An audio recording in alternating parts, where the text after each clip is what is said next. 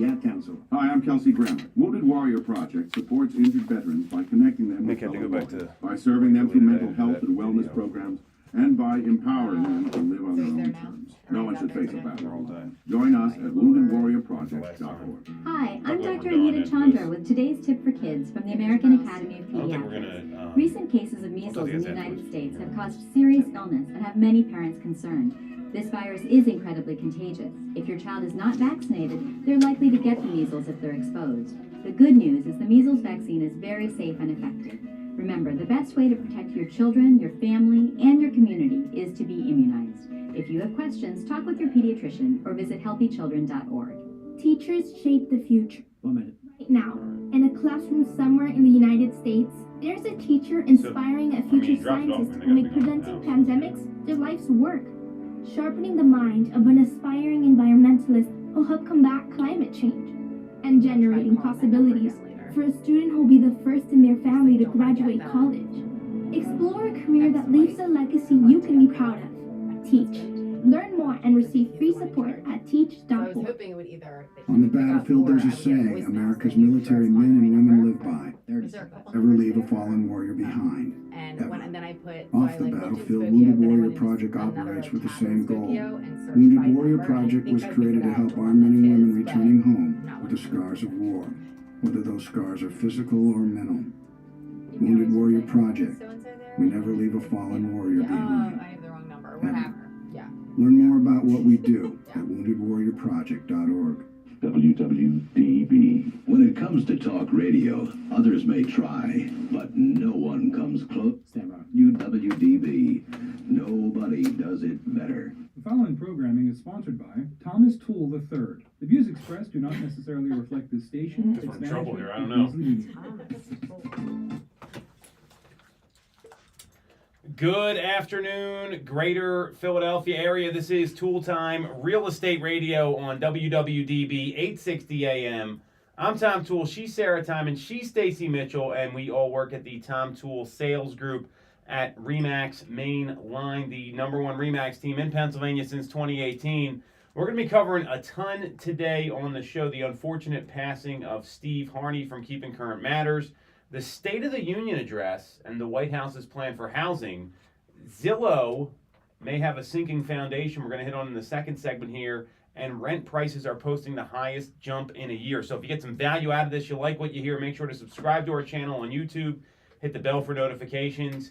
And if you want to schedule a call about your real estate needs with one of these two ladies here, click on the link in the comments to do that. So I wanted to start off here. I don't know, this was obviously sad news last week about Steve Harney from Keeping Current Matters. So I don't know if you two ever had the chance to see Steve speak, but he was referred to as the Oracle of Real Estate, and he founded Keeping Current Matters, which is a website for real estate agents to actually be able to digest and share news about the housing market. And the thing about Steve that I've seen him speak a number of times, and he was very passionate about getting the truth out about housing and the impact it has on people, especially when he would talk about like what it can do to someone's net worth, what it can do to families' futures when it comes to finances, and which is really sad to see him go. I think it was kind of unexpected here that this happened last week, and it was he was really just somebody that we jokingly talk about like knowledge brokers all the time. Like he really started a lot of that, and was certainly someone that really promoted agents understanding the market and being able to communicate that. I just wanted to get your, obviously a lot of love and heartfelt appreciation goes out to the Harney family. I know his son Bill. You guys, I wanted to get your reaction to this here because I feel like it was one of those people where, now that he's gone, it's just a very, very sad thing. And I feel like there's going to be a hole in the industry that's not going to be filled. Yeah, so was he, right up until he passed away here, was he one of the main people that was putting the information out there on Keeping Current Matters? Yes. Yeah. He started the whole thing. Because, he does, that's such a great resource, and he does put such good information out there in a digestible way and one that is easy to, then break down and share with your clients. So I think that is definitely going to, he very clearly knew what he was talking about and was very in the know and helpful with sharing that to other people and wanting to help realtors help their clients. Which is amazing. I love Keeping Current Matters. I post regularly. I repost their information regularly and screenshot all their little charts and graphs. I just love it. I think it's a wealth of knowledge, and he was definitely a visionary. Big time in real estate, in the real estate world. Apparently he grew a real estate brokerage and up to 500 agents before selling that in 2005, and then started Keeping Current Matters, which is a phenomenal resource. Not only that, he and his family, they were volunteer groups for Habitat for Humanity. So he was very instrumental in helping families become homeowners, which to me, that is amazing when people volunteer for that type of, community service there. And also, he volunteered for recovery efforts for the American Red Cross in Houston for a couple of hurricanes that came through. So to me, he was just more than just a wealth of knowledge about real estate. He was also, Boots to the ground. Gave back to the community. So yeah, that's a tremendous loss.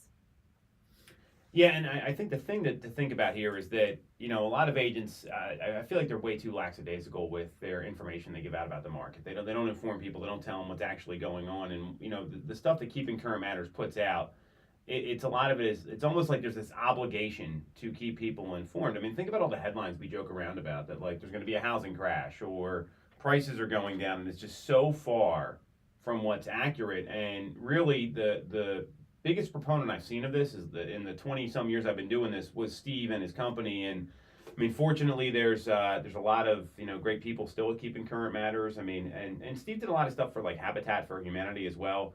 So it's and I think there's a way to honor him in a way that he touched a lot of you're influential when you touch people you don't even meet, right? And there's a lot of people like that.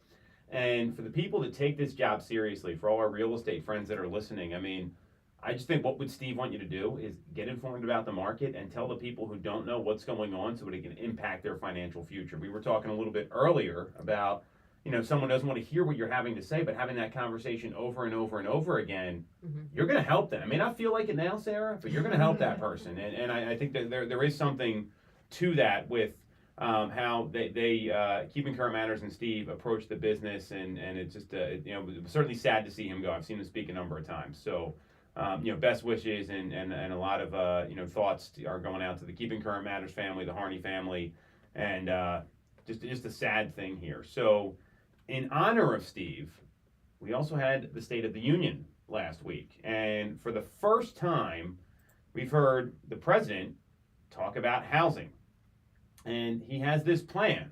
I want to get your reaction to the plan here. I've got a very clear opinion on it. This plan of $5,000 mortgage relief credits and incentives to build more homes. So the short of the plan was, in Thursday's night's State of the Union, one of the ideas was lowering the cost of home ownership. So it was a proposed $5,000 annual tax credit for middle-class first-time home buyers for 2 years, so a total of $10,000, designed to ease the financial burden of mortgages. And it would target the 3.5 million or so middle-class families that would be buying a home. Then there's also down payment assistance for first-generation home buyers, an incentive offering up to $25,000 in down payment assistance that would benefit maybe $400,000 families, getting rid of some of the costs with refinance.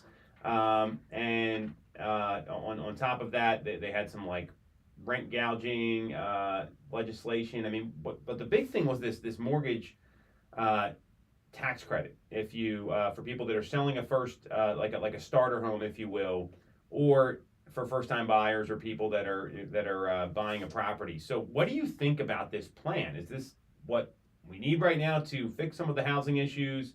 Give me your reaction. Tell me what you think.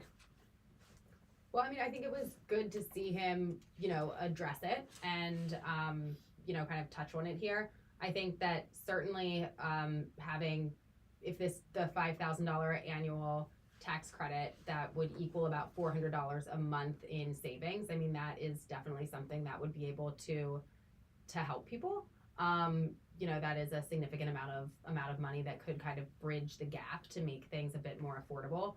And obviously in the State of the Union, he was touching on many different things briefly. So it wasn't a full breakdown of really how this was going to come about, when, or what the actual details of it would look like. But yeah. So the proposed tax credit would, how would that be implemented? That would be my first question. And secondly, like, who definitely would qualify for that? I mean, there's just a lot of questions. Right. It's easy to throw this stuff around. Mm-hmm. It sounds nice. Right. And we all pay for it somewhere down the line. I agree with that. So it's not just like, oh, this is free money here and free money there. No, money is never free, ever. Like, somebody's paying for it. So, it is good that he touched on it, because there is this, it's a very challenging market right now. So there is definitely a shortage of inventory, but there's reasons why this happened. And I think that there's other ways to address this housing thing that's going on now. I don't want to call it a crisis, but I guess that's how they addressed it. But the housing shortage, there's probably so many other great ideas. I think that they should all be laid out and explored. Mm-hmm. So you guys are being very nice here. This doesn't help anything, right? The last thing the market needs right now is more buyer demand, and I get an affordability is an issue for sure. And I'm not saying maybe this is in conjunction with something else, but all this is going to do is create even more competition for housing. So maybe they get a $10,000 tax credit over 2 years, but what if they got to pay even higher above asking, right? I mean, that could, over time, let's say a property bids up $100,000 over the asking price, right? Over time, the tax credit is going to basically just fix it. There's more buyers coming into the market because of that. I was through the Obama tax credit. Now, this was a much different time. This was in 2008 when nobody was buying houses, right? Mm-hmm. And there were people that would call into the office saying, "Hey, I want some of Obama's money." That's literally what they would say. So, and those buyers weren't the buyers that were motivated based on, I've got my kids are growing up and I need more space. I'm downsized. It wasn't the things that usually drive a move. It was, hey, let me get some free money. Mm-hmm. Which the last time there was a lot of free money in the system, let's jump in the DeLorean here back to 2020. Mm-hmm. It created a lot of these problems that we're dealing with in the first place. So, I don't like this plan. It may be helpful for some people that are able to afford a home right now, that's sure, but that's going to bring a lot more people to the market. There's got to be some incentive on the sell side to actually sell a property. Portable mortgage rates, like, could you take your debt, right? And there need to be some federal laws that get changed, but let's say you're in a $300,000 home, right? And you owe $200 on it. Well, what if you take, and it's at 3%, but there's a lot of people like this. Well, what if you take that debt and you only finance the new debt at the higher rate? That would incentivize people to sell a little more. There's programs in Canada that are like this, by the way. I've had some conversations with CEOs at mortgage companies, and the problem is the laws just can't change. And I don't think mortgage companies would be too happy about this, but their volume's down anyway. It's better than nothing. The challenge I have with this is we don't need more buyers right now. Mm-hmm. There's plenty of people that want to buy a home. We need incentives for people that are going to sell. If you look at some of the research about the silver tsunami that everyone thinks is going to be happening, which if you're saying that, you're just dead wrong. There's very few sellers wanting to come to the market because the costs are so much higher. So if they could have a portable rate, right, that maybe they're willing to sell their home and downsize into something, I don't know if that's the answer, but you've got to incentivize sellers here. Yeah, I mean, I feel like that would solve more problems, because the closest thing, and this doesn't encourage sellers to do anything with that, but would be there are some loan assumption options out there depending on what type of mortgage you have and what the specifics of that are, which can certainly benefit the buyer getting into that home, but it doesn't do anything to have the seller incentivized. Mm-hmm. And the majority of real estate investment owners are mom and pop people. That's quote unquote mom and pop people. So it's not these big investors as some people think there is. So maybe there would be incentive for some of the mom and pop owners to liquidate some of their properties without being hit with all these major capital gains tax, because that's why they hold on to them for the most part, Right. because they know if they liquidate, they're going to get nailed. Right. So maybe there's some incentive for them that if they liquidate, I don't know what that tax, even if if they would give like some sort of, because right now if you're out of the home more than 3 years and it's not your principal residence, you're paying capital gains tax on that. Now there are some things where you can buy another investment property, but again, that doesn't really solve it. It's maybe some temporary tax relief, because we've seen values jump. I mean, 20, 30, 40% in some places, and there's some really interesting data I'll share with you in a second. Let me pull it up from Lance Lambert. But like all of a sudden, maybe you had $100,000 gain pre-2020. Now it's like a $200,000 gain, and all of a sudden your capital gains tax eats into that. There's a lot of challenges here, and that I agree with you. I think there needs to be some kind of selling incentive right now. But it's easy to do the buy side, right? It's easy to make the buy side incentive from a policy standpoint. They don't want to change anything. It's just another tax credit, and that's I think part of the problem. Right. Yeah. So I mean, I think that would if we could offer a seller incentive.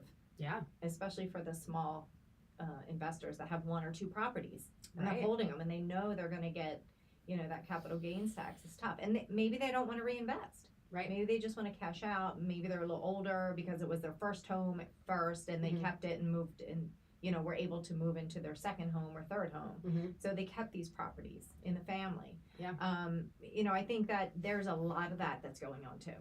Right. And I mean, that's a whole, if you were to, let's say you were like, all right, I really would rather cash out, but I guess I could move it into another property. Like that puts a whole nother piece of pressure and urgency onto the situation. And it's difficult to line something up in advance because you don't know exactly what you're going to get for it, and you want to make sure you're like, hedging things in your favor. So, yeah, I think that would be a great idea. Well, you mentioned, Sarah, something there that's really important. I mean, I was talking to, you guys know my cousin. He just sold the property. It's an investment property. He had to figure out where he was going to put the money, and he went a different route because you only have 90 days to identify these things. Well, now there's more competition in the market if you're doing a 1031 exchange. It's like it's this constant like hamster wheel of great, there's more buyers, but there's not enough sellers. And even Jerome Powell, right? So, and this is what I don't get. Aren't these people supposed to be talking to each other? Like, aren't they in this together here where you have the administration and the Fed working together? Jerome Powell got questioned and was interviewed last week on Thursday before the Senate Banking Committee. And Senator Tester from Montana asked for his take on the housing market. And Powell told him there's 2 big things going on. One is we have an underlying shortage of housing, and it's due to things like difficulties in zoning, another controllable item that could be adjusted here. And it's more difficult for builders to get people and materials.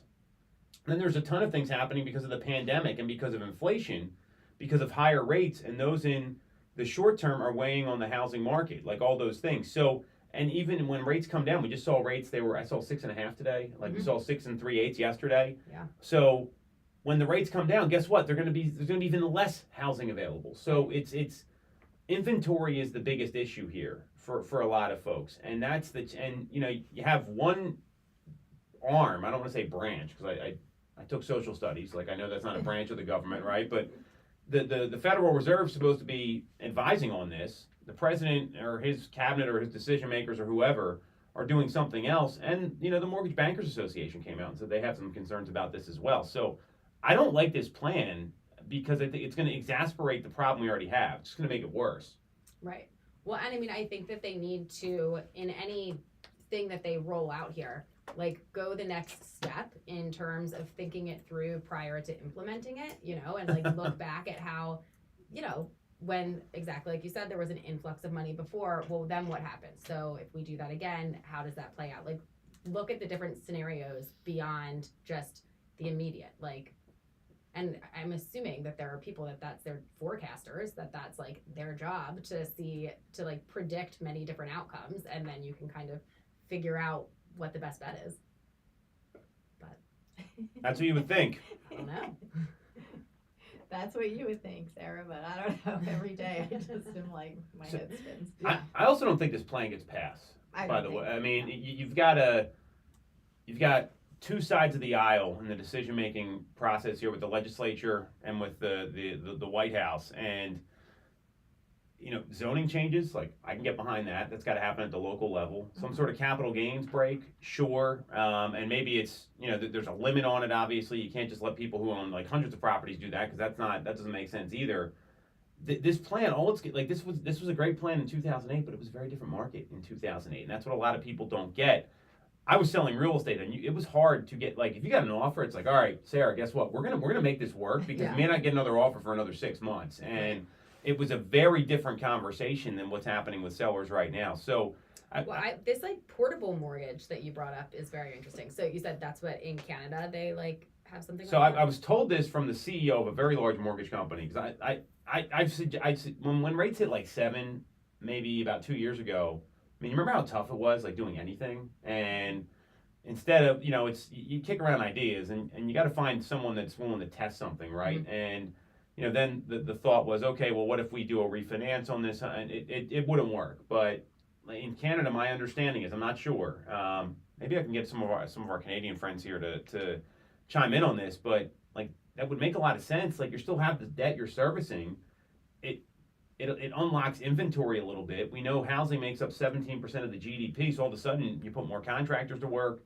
You put, you know, there's insurance companies that are going to get some more. There's a lot of good things that can come out of moving, and most economists are pro-inventory. So, I mean, I love, you know, what do I know, right? I mean, I also thought that, I'm glad you think it's a great idea, though. Well, so I also thought that a lot of Canada had basically an adjustable rate mortgage. Like, I don't. It's after 5 years. Yeah, like, I don't think that they don't get to lock in for 30. Really, I didn't know that. Yeah, that's interesting. But this is my point, right? Yeah. So, again, it's a different climate. So, I don't know what the answer is here. I'm pretty clear this isn't it. Yeah.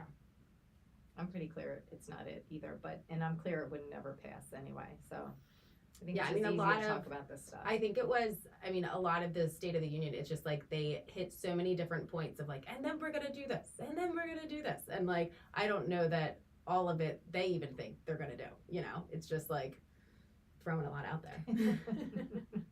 Politicians for you. So we're gonna take a quick break. We're gonna come back. We are going to talk about what I found to be a very interesting take on Zillow's position within the market from Spruce Point Capital. We're going to go over that next, as well as the jump in rent prices and the highest jump we've seen in a year. This is Toole Time Real Estate Radio on WWDB 860 AM.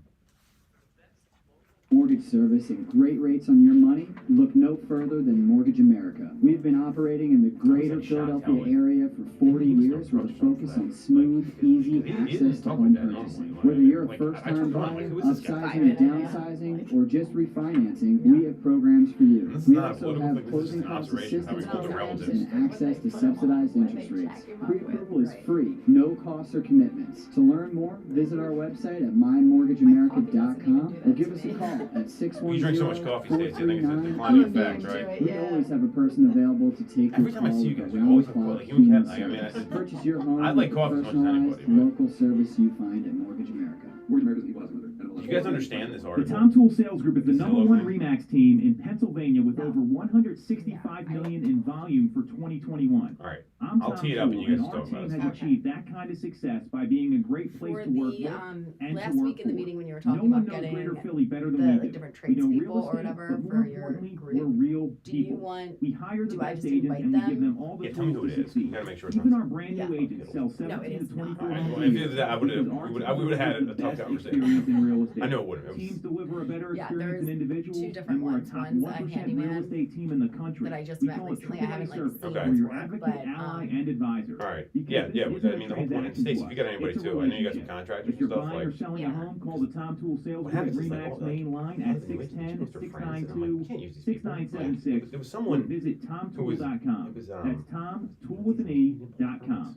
Sell your home for more, and remember the real estate Can't use golden you. rule. Yeah. You always Yeah. get more And I'm like, when you this work ain't with gonna Tom fly. Toole. Yeah. If you're getting a mortgage, you shouldn't have to sacrifice And it was with great Upper service Darby, just to get a like, great rate. oh, Mortgage geez. America Yeah. has been this philosophy for over 35 years. We have access to great low rates without the complications and delays of big or online banks. Yeah, I can give you like the names of both of them. Like, Yeah, let's vet it out. We can do it. Yeah. Yeah. 30 seconds. Phase Point one is, loan help lender everyone get specializes referrals. in That's all the idea. residential mortgage Yeah. programs. including first-time buyers. Not being honest, No BS down that you have to payment deal with. options. I mean, you know about that more than anybody. Call us at 610-439-8000 One of or apply online the at one that I just met, he actually emailed me buyinmortgage.com. something last week Have with you like a considered a whole career in breakdown real of what he estate? does You and would like control. Cool. And I want to get like the right inspectors on there too.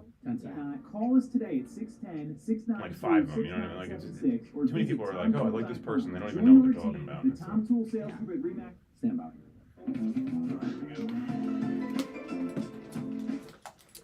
Welcome back to Toole Time Real Estate Radio on WWDB 860 AM. I'm Tom Toole.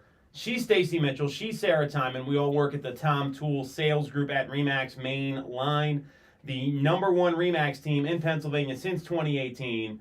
And we're going to talk about a very hot take here. This is, I feel like we're on like a sports talk show with the hot takes. Zillow's sinking foundation. It was a Spruce Point Capital's sell report on Zillow. We're going to jump into that next, and we're also going to talk about how rent has jumped to the highest increase we've seen in over a year. If you get some value out of this, you like what you hear, make sure to subscribe to the channel, hit the bell for notifications, and if you want to schedule a call about your housing needs with one of these two ladies, just schedule a call with the link in the comments. So last week, this happened when we were on the show, Spruce Point Capital announced a strong sell investor opinion on Zillow Group. So basically they're saying everyone should sell their stocks if you own Zillow. It's a research opinion, and it's based on their firm's full review, looking at the history and the current challenges of what's going on in the space. So the Spruce Point founder and chief investment officer, Ben Axler, he did not mince words when he discussed this in a CNBC News segment last week.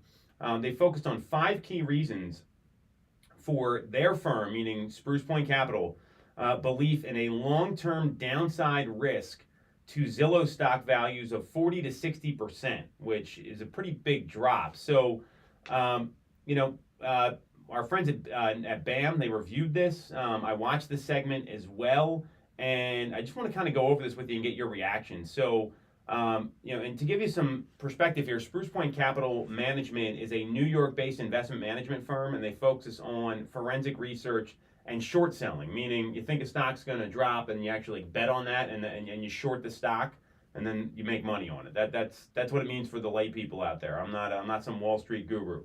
So they list all these key points. The first one is that Zillow is a mature business with a history of failures. And the key points listed by Spruce Point included an assessment of Zillow and that they're under increasing pressures with recent failed growth initiatives. Talk about Zillow offers, right, as one of them. And figured that would come up. Yes, We're that was a like big one, right? Yeah, huge. The iBuyer one for sure. And on those failed growth initiatives, Ben Axler, the CIO, he mentioned that one specifically. He also discussed the Super Housing app, which we've been hearing about for a while. I've been at Zillow Unlock. I've heard these things. And here's what he said. Ultimately, we think that's going to fail, talking about the Super Housing app. And you don't need to take our word for it. So we think this is a company that is generally disappointed and will continue to disappoint in the future. So then Byron Lazine said that the housing app is what Zillow has been talking about for quite some time, which I agree with. I've heard it on earnings call many times. I've heard about it at their conferences, and they're making a claim here that is Spruce Point that this is going to fail. And Zillow has been talking about the super app, saying it's coming for the last 6 months. And then they said it's here. It's called Zillow. So some people were confused and they were waiting for a new app. And what Zillow's saying is we're building Zillow as the super housing app and we're building everything into that. So what do you think about that? So they're just going to build out their what they already have. So they're going to add features. Yeah, it's already integrated in the app is the point. Because then now they have Zillow Home Loans as a part of that, right? And then they had a title company sort of. They set that one down. That's gone away. It was called Zillow Closing Services, I believe. I'm not entirely sure. Obviously, they connected with agents, and to be very clear, we have a partnership with Zillow. We've all done well with Zillow here. I don't think that's the point. This is just an observation. So Zillow's saying it's already here. They're saying we're waiting for a new app. What do you two think? I mean, you do see when you scroll through the app that there are a lot of additional, you know, links or connect with this, connect with that. But that, I felt like that has been there for a bit. So I haven't noticed any difference actually in Yeah. Zillow. What I do know is that all my clients are on it all the time. Like Right. they'll send me stuff. Oh yeah. Like they'll text me, you know, oh, I Mhm. sell this on Zillow or, Yeah. you know, Realtor. But the majority of people do go to Zillow. Yeah. And they go there for the Zestimate too. For Yep. a listing appointment, they'll know their Zestimate. Mhm. So, I mean, I think it's, Zillow to me, I don't know, it's pretty intriguing.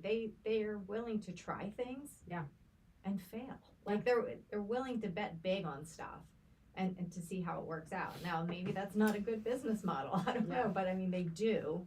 Well, and I feel like they're big enough that it doesn't sink them when something goes Right. wrong. Like, yes, it's not good, and then everybody talks about like how Right. bad that was. Right. But like it hasn't sunk them yet, and they have the ability, exactly like you said, to just like try these different things. And if it doesn't work, it's not like they're like leaving these different services up that are unsuccessful like forever. Like they pull them then, and they're Mhm. like, nope. They realize it's like not working and they Yeah. just, you know, cut it and keep going. Right. And then I'm sure in some of them, it's like that one worked great, you know, like. Right. So are they, the mortgage side of Zillow, do they partner with lenders? Is that what they do? Or That's is it in-house. all- They it's have all their own, in-house? yeah. Okay, so So- that's a big deal, even though, you know, I know it's tough. It's a tough market right now as far as lending. But yeah, I know, you know, Zillow is not going anywhere. Yeah. You know, whether their stocks are poised to lose that much, that's kind of scary if you are holding a lot of Zillow stock. But again, you know, they're very innovative and they'll probably try a couple other maneuvers. And I would always bet on Zillow than Mhm. against Zillow because they're not going anywhere. Yeah. So I think both of your observations here are pretty accurate. I actually don't agree with this part of the report. I mean, they have changed the app a lot. They're trying to make it the place for people to go, and they're constantly adding things in and looking to make it better. So, you know, all those things make sense. I think it's just they're building the existing app and they're trying to make it the super housing app. So, one of the things you'll hear out of Zillow is that they're going fast and they're constantly changing and having to adjust, which is all pretty interesting. So, this to me isn't the biggest issue. So I tend to agree with both of you guys here on this. Point number 2, this one's interesting. Zillow's business model is in the crosshairs of commission litigation. So this was brought up on the interview. There's legal pressure on real estate brokerages right now that are under with commission lawsuits and the DOJ proposal to decouple commissions. And he argued that the outcome of these lawsuits could have significant risk to Zillow's revenue. So here's what Ben Axler said. Their biggest customer basically is a buy-side real estate brokers, and the real estate brokerage industry is under some legal pressure. So the NAR, National Association of Realtors, just lost a lawsuit that could decouple commissions. Ultimately, what that means is we think brokerage commissions are going to come down, and the amount of capital to real estate brokers to pay for advertising on Zillow is going to be reduced, and that's ultimately going to pressure their revenue and earnings outlook. What do you think? Wow. Yeah, I mean, there's appeals going on right now with the commission lawsuit, so we really don't know what the end is yet for this. But again, I will always bet on Zillow because they're going to pivot somehow. I know they're already trying to do more seller side, you know, platform type of maneuvers, but so they're forward thinking. I'm sure they're not just burying their head in the sand about the commission litigation. They understand what's going on. Yeah. So, but I mean, it could because they do. It's mostly buy side. People Right. are looking on their site because they're looking at the homes that are available to buy. Yeah. I mean, I think that if the decoupling does ultimately happen, that is going to be a major shift for the entire industry, not just for Zillow. But I do think that Zillow will be, you know, they're obviously paying very close attention to this. And I think that they would be prepared to pivot and work out a way that they're still getting paid. So I tend to agree with you. I think that, I mean, you know, this is all like common knowledge, or it's freely available online that there's these commission lawsuits in the DOJ. So I don't think that's anything that Zillow if they're not thinking about this, they got bigger problems than anything else. They're just not talking about it. And, you know, what we found is that, and even like Ryan Serhant said this, that, you know, if you look at what's going on, like a lot of consumers don't know about this. So why are you going to bring light to it? So I tend to agree there. And, you know, in terms of, you know, getting these ground floor insights from agents with daily experience of what Zillow brings to their business, you know, I don't know that that's going to be, you know, the insights that you want. So I think Zillow is probably going to pivot, to your point. They've always, you know, tried to innovate. They're adjusting things constantly. So I don't know that this is, if this is like a surprise to them, they're in way more trouble than, who cares about Spruce Point? I mean, the whole company could fit. So I think they probably got a plan in place, like a lot of us do. Number 3, Homes.com is a rising and underestimated threat to Zillow's dominance. So Homes.com is owned by CoStar, and what Axler says is that ultimately page views are going down and revenue for Premier Agents is going down. Ultimately, there's more competition, and one is CoStar, which is 3 times the size of Zillow. You saw them on the Super Bowl. They're unleashing a $1 billion advertising campaign with multiple ads, so Zillow's core business is under pressure, and the regulatory regime for their customers is under pressure. The stock, and then he goes on to talk about stock prices and other things. And, you know, so what do you think about this? Is Homes.com going to unseat Zillow here? I don't think so. I think that maybe people will go to Homes.com, but I don't think that means they stop using Zillow. Like, maybe they add that into their search, you know, how they go about and they look at things. But I don't think that it's going to, like, make Zillow irrelevant or have anybody, well, they may use more than one site to search things. Zillow's still going to be right there at the top. Yeah, it's going to be complementary to, you know, Homes is going to be complementary to Zillow. It's going to be, Zillow may just grab the better, like, if Homes does have, like, better info or more insights, they may just, like, pull them and add it to the right, exactly. So, you know, page views are down because mortgage applications are decreasing. The number of properties are selling is low. So I think you can, that's a conclusion that's going to be true across the board for any of these platforms, number one. And, you know, it's, you know, this isn't the time that somebody's going to come in and, like, try to buy Zillow or acquire them. I don't think that's even on the table right now. You've got a CEO who's a founder, and, you know, those people tend to fight tooth and nail. So I don't think Homes.com is a threat to purchase them. I just think it's, you know, there's always going to be someone else trying to get into the mix. And Realtor.com has not done a good job maintaining that number 2 position. So I think that has something to do with it more than anything. We got 2 more points here, then we'll take a break. So Zillow's aggressive accounting practices enable premature revenue claims. So Axler brought up Zillow's flex model as a pivot for the company that could ultimately compromise its ability to bring in enough revenue to justify current stock values. Traditionally, Zillow sold a lot of advertising leads, but now they're giving these leads away to brokers and getting paid if they convert into a closed sale, so it's a different proposition. Now, they say, we think there's not enough trained brokers for them to convert. They're not disclosing what percentage of these are converting, and most importantly, they're booking revenue when they distribute leads, even though they may never convert these leads into revenue. So what do you think about that?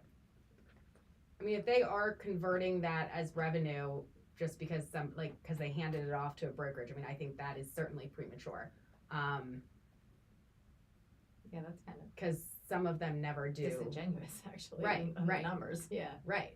Because, yeah, I mean, there is, even if eventually they convert, like, because I'm sure that, like, accounting is very much, like, to, like, the month, the quarter, like, that's how they, like, track all the different things. So, you know, occasionally you will get a Zillow lead that does convert quickly, but there's also instances for sure where they either never do or it takes a significant amount of time.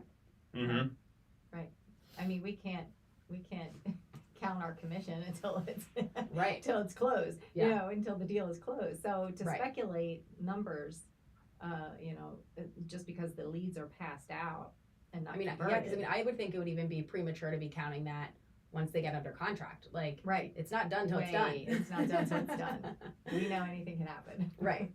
Yeah, I'm not going to speak on the accounting practices. What I do have a problem with is that he doesn't feel there's enough trained agents to get to the target. So right now, Zillow accounts for about 3% of the total transactions in that are closed transactions across the U.S., and they want to get to 6%.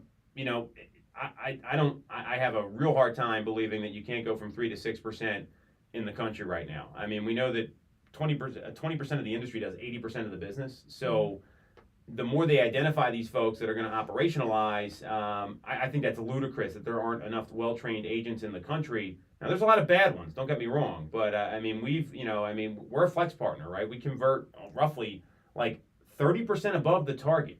So if you get enough people getting there, and we're one of the, it's all based on account size and other things. So I think there's a lot of variables there. We're 30% above what they expect us to do. So I think that's just a silly claim, and he's underestimating real estate agents there. Well, and because Zillow also has pretty strict rules for what allows you to continue to be a partner. Yes. So like if you're all these certain measures. Right. So like if you're not doing that, then you're no longer a partner. And they're the ones that choose the partners. Right. Basically. You know what I mean? It's a long process. Yeah. To have to partner with them. Right. To be chosen to partner with them. Yeah. So yeah, I don't think that it would be a thing of them giving out leads to unqualified brokerages or agents. Maybe would it be a situation where they don't have enough brokerages that they can give them to because nobody's meeting their standards, so then things aren't getting dispersed as quickly? I don't know. That could be. Because they're strict. Well, I mean, we've got a lot of metrics we got to hit. I'm on these meetings. I mean, Brian our sales manager, I mean, it's like, here's the numbers, here's what we got to hit. And if we hear about it and if we don't improve it, like, they will disengage you. So I don't totally agree with that. The fifth point here is about concerns with Zillow's governance and the shareholder agreement. This wasn't discussed in the CNBC segment. I'm not going to get into all that because I think it's way over people's head, including mine. So, looking at this here, I think there's some legitimate concerns about Zillow, but I would say they probably reflect throughout the industry, right? Like if you're talking about the DOJ decoupling and the commission lawsuit, that's something every real estate agent needs to be aware of, not just Zillow. If you want to talk about a business full of failures, welcome to real estate, where 87% of the agents right now will be gone in 5 years. You two ladies have already made it, right? But I mean, what was the number you shared on the role play call? 75% fail in their first year? Mm-hmm. I mean, so you get 4 brand new real estate agents in the room, 3 of them won't be there. So to put that all on, this just talks about how hard this industry is. So, and I like the idea that they test things. I don't know that I totally buy a lot of this here. I think there's some good points and counterpoints. And obviously when you work for an investment firm, you have to take positions like this. So you're looking for companies you can short all the time. So I think that's some of this as well. So I don't know if this is being blown out of proportion or not. A lot of these challenges to me are just things happening in the industry that affect Zillow because they're a big target in the industry right now, like any top producing company. Mm-hmm. All right, so we're going to take a quick break. We're going to come back. We're going to talk last about rent prices posting the highest jump in a year and how agents should be using that to help people understand what makes sense, whether it's renting or buying, next on Toole Time Real Estate Radio on WWDB 860 AM. When getting your mortgage from a big or online bank. At Mortgage America, we have access to big bank money, but with the personalized and detailed service of a local bank. We are here in your community and ready to serve with fast settlements, low down payment options, and first-time homebuyer programs. Pre-approval is free, no costs or commitments. For more information, visit our website at mymortgageamerica.com or give us a call at 610-439-8000. I'm Tom Toole of the Tom Toole Sales Group at RE/MAX Main Line. If you're thinking of becoming a real estate agent in the greater Philly area, I have a special offer for you. Our team did $165 million of volume in 2021, making us the #1 RE/MAX team in Pennsylvania and a top 1% team nationally. Our agents love us because we offer them a successful career, a great life, and an unbeatable culture. Agents who've been with us for at least a year average 30+ sales. Even our brand new agents average 17 to 24 sales a year. We offer proven systems and expert training. We help you set more appointments and sell more houses. Now here's the offer. If you don't have a real estate license yet, we offer real estate scholarships so you can get one for free. Check it out at realestatescholarship.com or visit the Tom Toole Sales Group at RE/MAX Main Line at tomtoole.com. That's TomToolWithAnE.com. Get more out of your real estate career, and remember the real estate golden rule. You always get more when you work with Tom Toole. Have you considered a career in real estate? Do you want control over your income? Whether you have a license or not, call us today at 610-692-6976. TomToole.com. Join our team at Tom Toole Sales Group at RE/MAX Main Line. 30 seconds. Mortgage, you shouldn't have to Dad's like, can I sacrifice bring like rate adult service beverages? just to get a great rate. No. At Mortgage America, we've been lending with this philosophy for 35 years. We have access to great low rates without the complications and delays of big or online banks. We're a local Pennsylvania lender with loan officers that you can actually meet. As PHFA's #1 lender, we specialize in all residential mortgage programs, including first 10 seconds. and low down payment options. For your free pre-approval, call us at 610-439-8000 or apply online at mymortgageamerica.com. Mortgage America's MLS 12850. All right. Welcome back to Toole Time Real Estate Radio on WWDB 860 AM. I'm Tom Toole. She's Stacy Mitchell. She's Sarah Time, and we all work at the Tom Toole Sales Group at RE/MAX Mainline, the #1 RE/MAX team in Pennsylvania since 2018. And we're going to be talking about rent prices posting their highest annual increase in over a year. And if you get some value out of this, you like what you hear, make sure to subscribe to our channel on YouTube. Click on the bell for notifications. And if you want to schedule a call with one of these two ladies, click on the link in the comments. So Redfin came out with some data just yesterday. And asking rents recorded their largest annual gain in over a year this past February. The median asking rent in the U.S. rose 2.2% year over year to just under $2,000 a month, $1,981 to be exact, which is the largest annual gain since January of last year and a 0.9% increase in the rate of growth compared to the month before, according to Redfin. How are you sharing this information with your clients, Stacy and Sarah? To me, this is something that I'm channeling my inner Steve Harney here. It's important to get the word out about this. And so what are you doing when this comes up? I'm sure you're dealing with people that are going back renting versus buying. How do you communicate all this? Because this is a big jump. It's not going down. People thought this was settling in. I don't know that rent's ever going to go down long term. Yeah, I mean, I think being able to know, like, especially if it's somebody who has been renting the same place for several years, being able to, like, direct them to take a look at what was your rent, 3 years ago, 2 years ago, last year. What is it looking like it's going to increase to for next year? I feel like that's an easier one to point out, the fact that, the prices have gone up because it's the same place. It's very apples to apples. But, and just taking what that payment is and what you're getting for it, which is a place to live, and yes, possibly not some of the responsibility that comes along with home ownership, but it's not going towards anything other than paying the landlord's mortgage. And then for homes that you're looking at, breaking down, well, what is the monthly here? What are you getting for it? And in some cases, you could be purchasing and that monthly payment could be equivalent or less than what your rent is, but it's going towards building your own equity.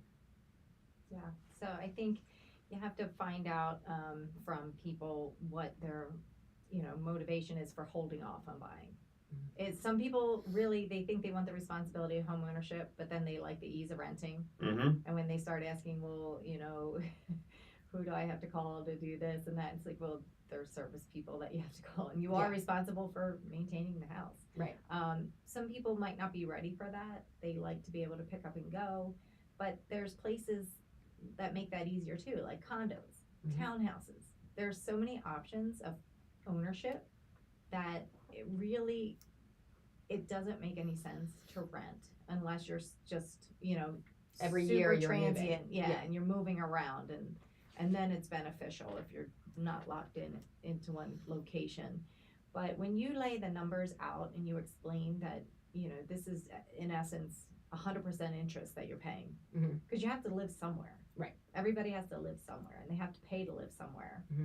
So you're paying 100% interest by renting, and funding somebody else's mortgage and paying their taxes and everything. Or you can look at, your monthly payment that would actually be going towards, you're establishing yourself. You are going to build, this is how you build generational wealth. And I don't know, sometimes when you lay it out like that, and especially if it's for people who are in these, you know, if they don't have family that has home ownership, you know, because a lot of it is generational. Yeah, they would, right. It's like that is always very rented. true. Yeah.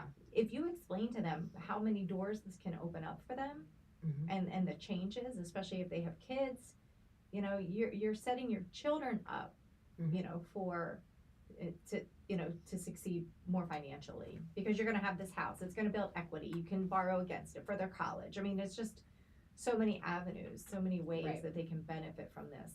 Then you see how then their eyes light up and they understand the importance of it. And I can't stress enough. I mean, it's vital to get started, to have it's mostly everyone's number one, you know, biggest investment, biggest financial investment in their lifetime. Yeah, I mean, I think asking them questions as to like, to break it down further than just like, oh, I don't see anything I want, so I'm just going to rent another year.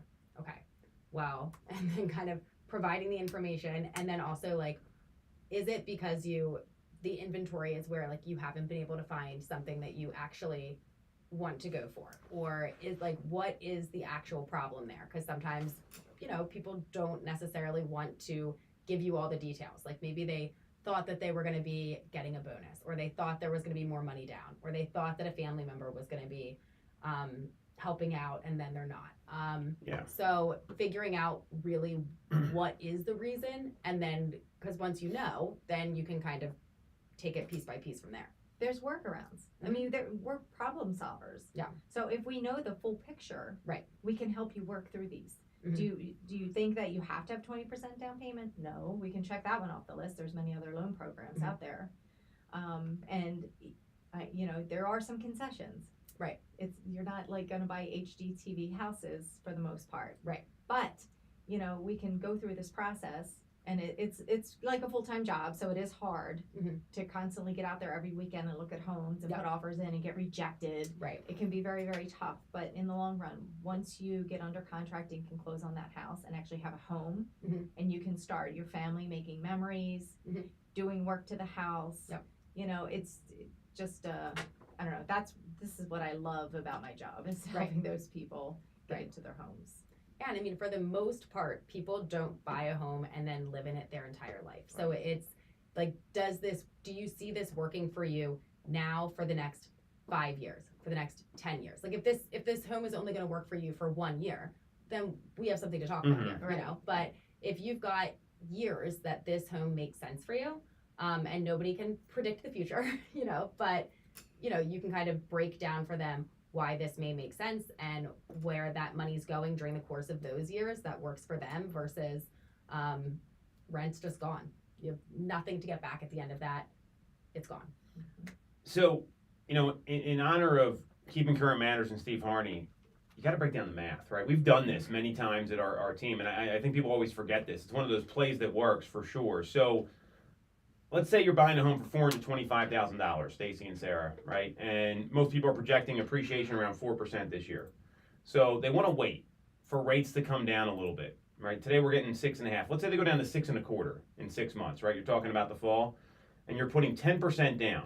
And this is all something you want to be able to break down for people. We have a whole spreadsheet that does this for our clients, because I think you want to make it as easy as possible to calculate this. So in 6 months, the price is $433,500. You have a little bit of a lower rate, so your principal and interest, you save $15 a month, right? But then there's the lost equity on the home because prices are going up. So potentially every month you're losing about $1,400 of equity, and then let's say you're paying rent on top of that, which isn't going down. So let's say the rent's $2,000 a month, because that's right at the average. So by waiting to buy an average price home and putting 10% down, it's costing you $3,400 a month in what you're paying and your ability to build your net worth. So that's what people miss here. And if you can't break these numbers down, then you're doing your clients a disservice. And that's what you want to do with this kind of data here. So we're going to leave it there. If you got some value out of this, make sure to subscribe to our channel on YouTube. You can follow Sarah. She's at Ty_Ty Time with a Y. You can follow Stacy at @2 Mitchko. You can follow me at TomToole3RD, all on Instagram. We'll be back next week on Toole Time Real Estate Radio on WWDB 860 AM.